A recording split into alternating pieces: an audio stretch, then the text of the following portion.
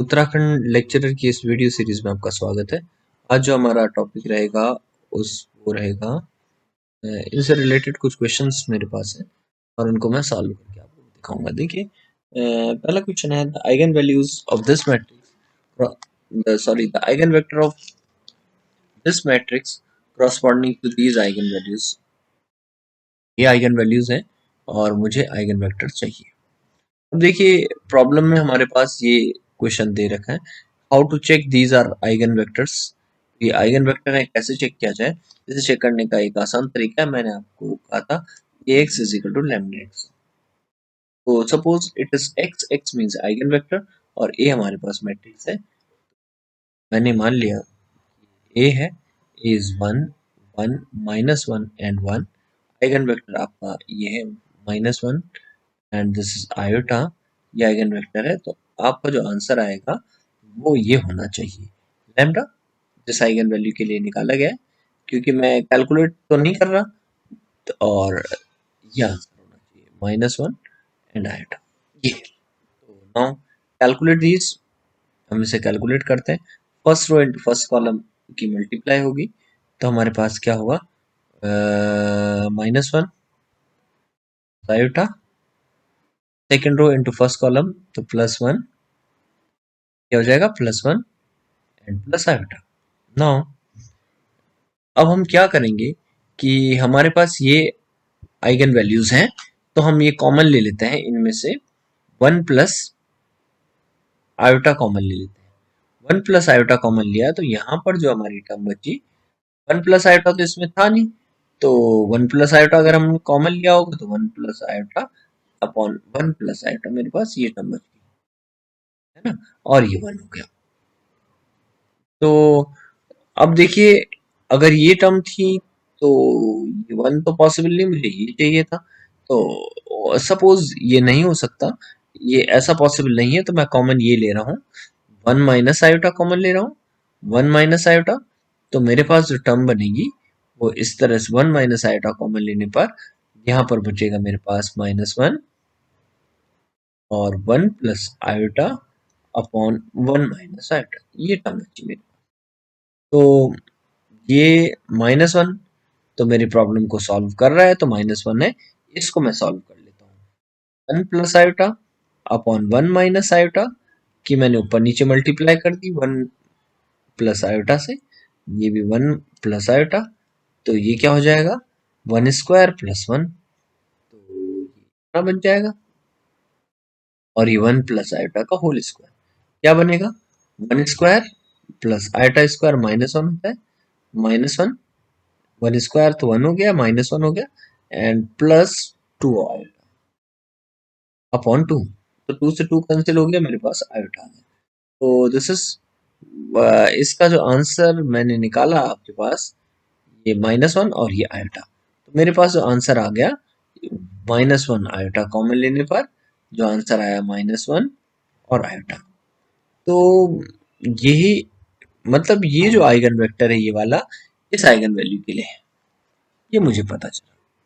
तो फिलहाल तो इतना सही है। अब मुझे ये चेक करना है ये वाला कि आइगन वेक्टर है या नहीं। तो मैंने ये फिर वही formula Ax is equal to lambda x लिया। ए मेरे पास ये मैट्रिक्स है 1 1 minus iota and plus iota, x से मल्टीप्लाई करा। अब देखिए एक्स क्या है, ये वाला टर्म लिखना है हमें, आयोटा 1 एंड इसका मतलब मेरे पास लैम्डा और ये टर्म आ जानी चाहिए आयोटा एंड 1। नाउ मल्टीप्लाई, इन दोनों को मल्टीप्लाई करेंगे तो क्या होगा, ये होगा हमारा पहला आयोटा होगा +1, दूसरा माइनस आयोटा, ये हमारे पास टर्म बची। अब मुझे 1 प्लस आयोटा कॉमन लेना पड़ेगा बाहर, तो मेरे पास 1 बचेगा।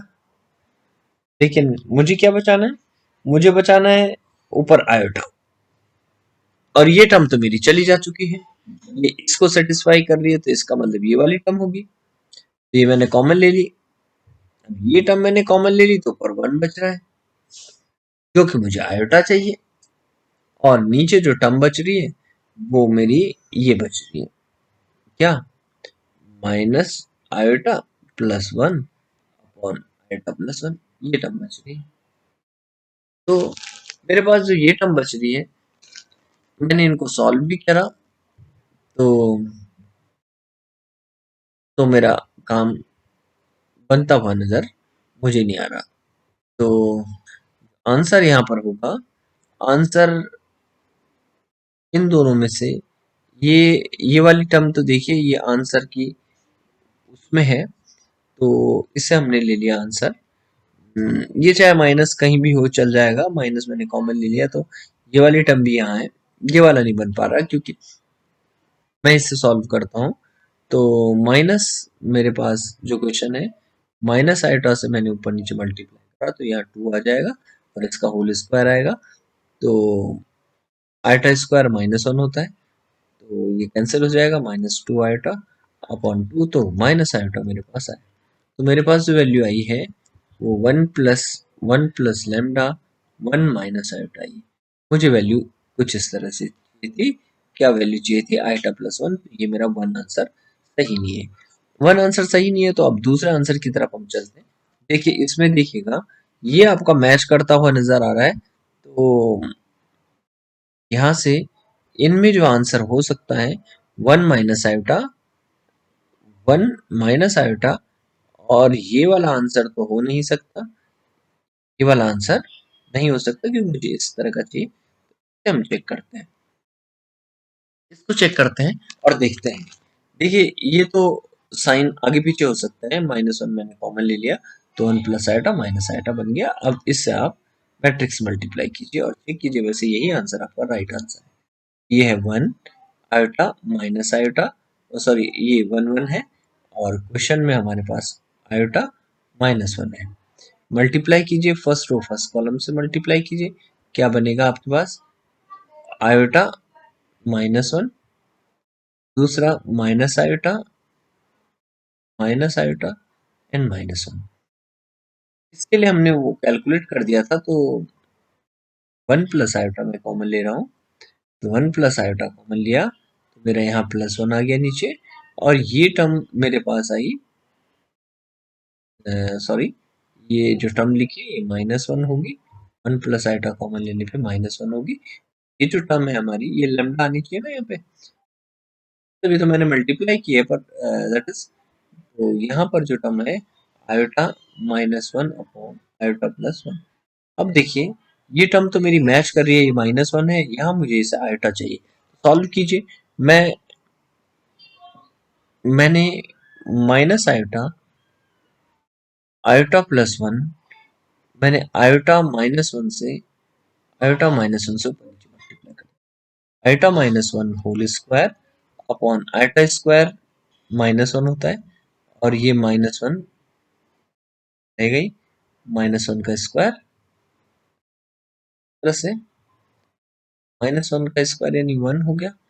यहाँ ऊपर देखिएगा मेरे पास वैल्यू, यहाँ पर -2 आयोटा बचेगा मेरे पास, -2 आयोटा, और नीचे -2 मेरे पास आयोटा बचा, यानी यहाँ पर मेरा आंसर आयोटा, तो दिस इज राइट आंसर।